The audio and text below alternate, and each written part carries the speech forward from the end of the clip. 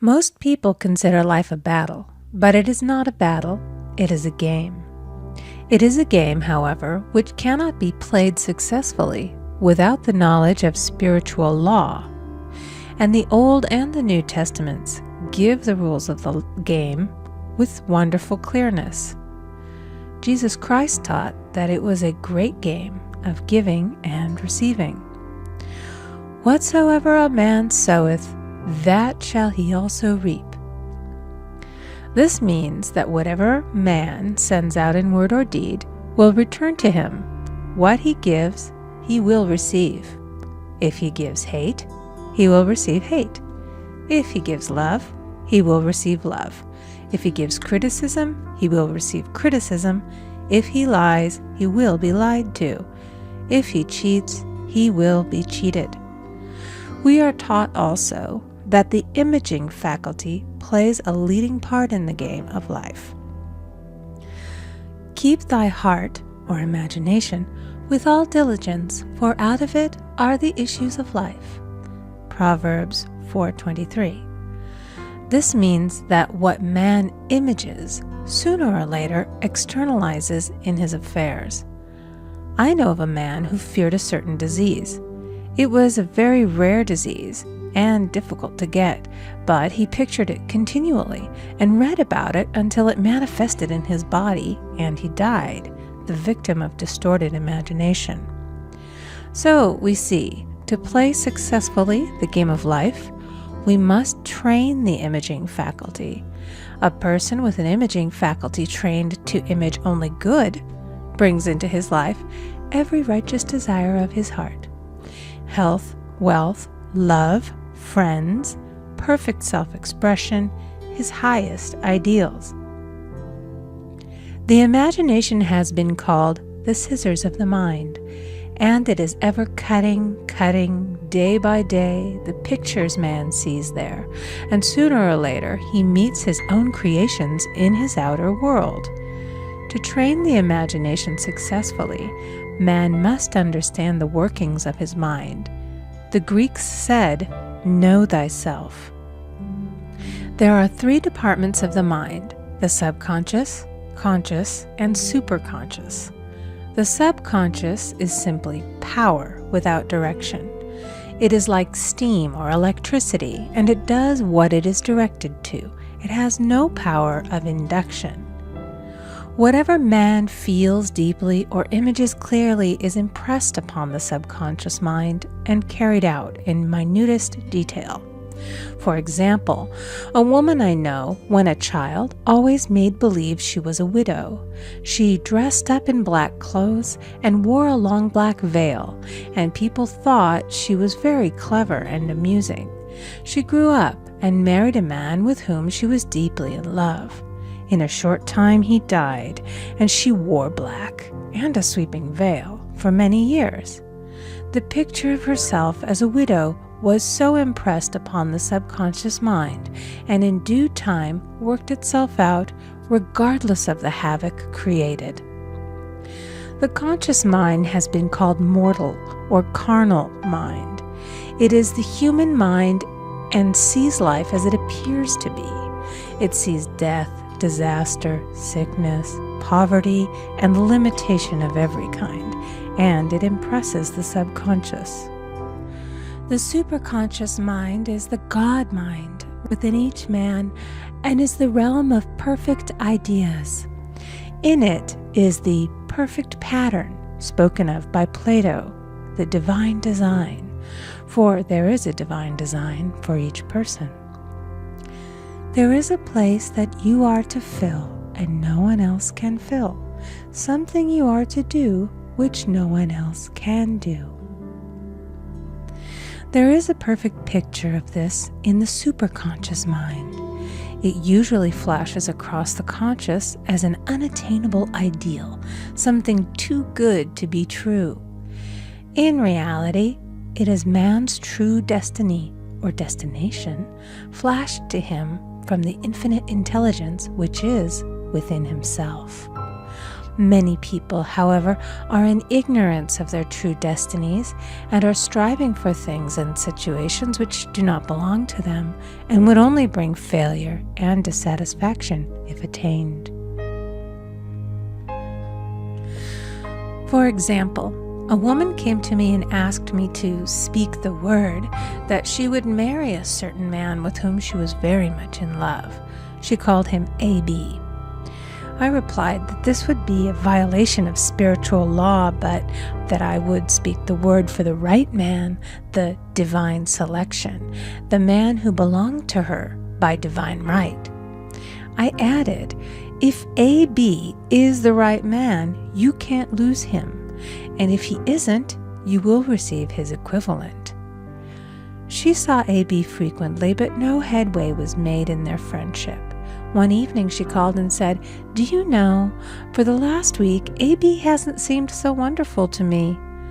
I replied, "Maybe he is not the divine selection. Another man may be the right one." Soon after that, she met another man who fell in love with her at once and who said she was his ideal. In fact, he said all the things that she had always wished A.B. would say to her. She remarked, it was quite uncanny. She soon returned to his love and lost all interest in A.B. This shows the law of substitution.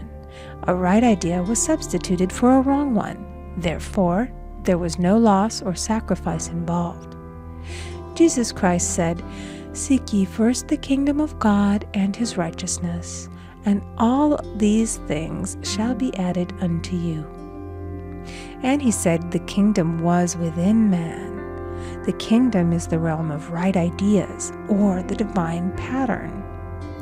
Jesus Christ taught that man's words played a leading part in the game of life. By your words ye are justified, and by your words ye are condemned. Many people have brought disaster into their lives through idle words. For example, a woman once asked me why her life was now one of poverty, of limitation. Formerly she had a home, was surrounded by beautiful things, and had plenty of money. We found she had often tired of the management of her home and had said repeatedly, "I'm sick and tired of things. I wish I lived in a trunk." And she added, "Today I am living in that trunk." She had spoken herself into a trunk. The subconscious mind has no sense of humor, and people often joke themselves into unhappy experiences. For example, a woman who had a great deal of money joked continually about getting ready for the poorhouse. In a few years, she was almost destitute, having impressed the subconscious mind with a picture of lack and limitation. Fortunately, the law works both ways, and a situation of lack may be changed to one of plenty. For example, a woman came to me one hot summer's day for a treatment for prosperity. She was worn out, dejected, and discouraged. She said she possessed just $8 in the world.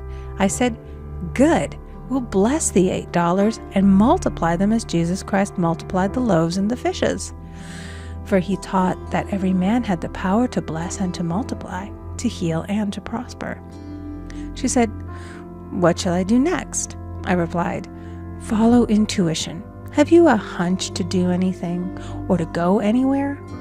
Intuition means intuition, or to be taught from within. It is man's unerring guide, and I will deal more fully with its laws in a following chapter. The woman replied, "I don't know. I seem to have a hunch to go home. I've just enough money for car fare." Her home was in a distant city and was one of lack and limitation, and the reasoning mind, or intellect, would have said, "Stay in New York and get work and make some money."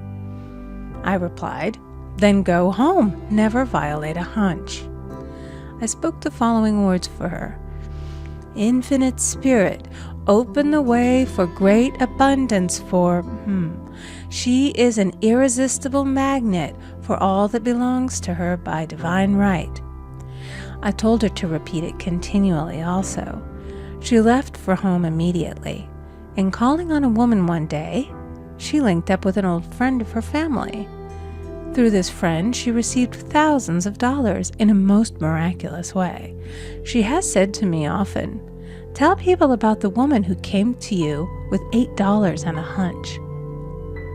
There is always plenty on man's pathway, but it can only be brought into manifestation through desire, faith, or the spoken word. Jesus Christ brought out clearly that man must make the first move. Ask, and it shall be given to you. Seek, and ye shall find.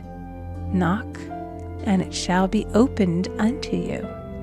Matthew 7:7.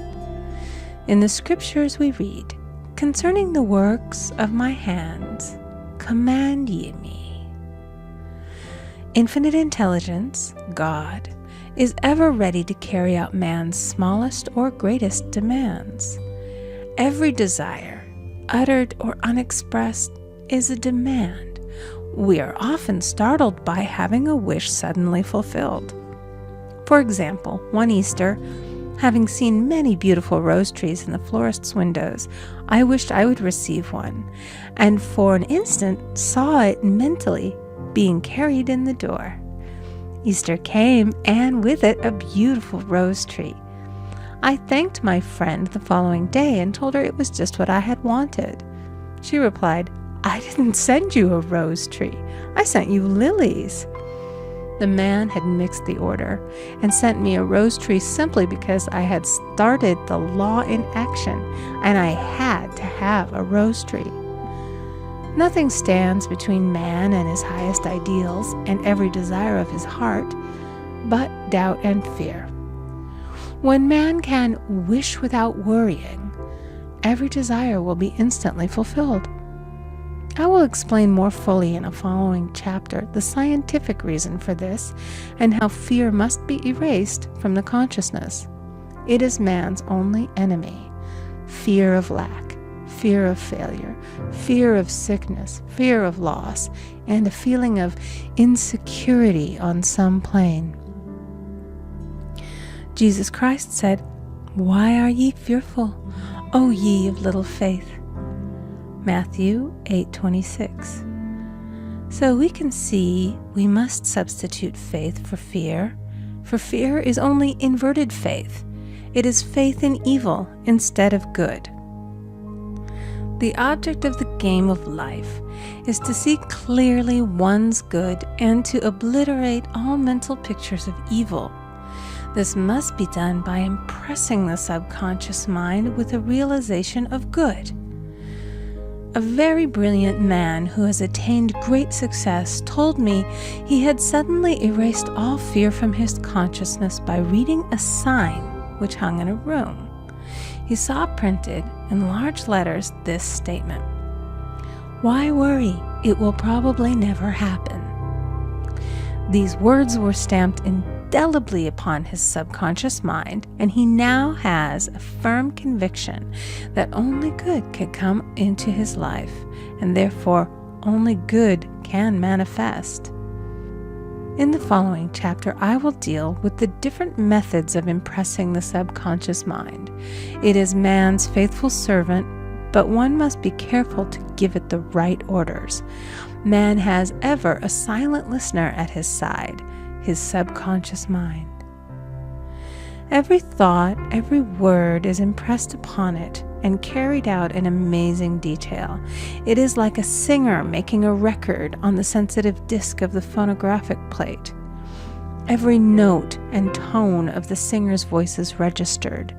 If he coughs or hesitates, it is registered also. So let us break all the old bad records in the subconscious mind, the records of our lives which we do not wish to keep, and make new and beautiful ones. Speak these words aloud with power and conviction.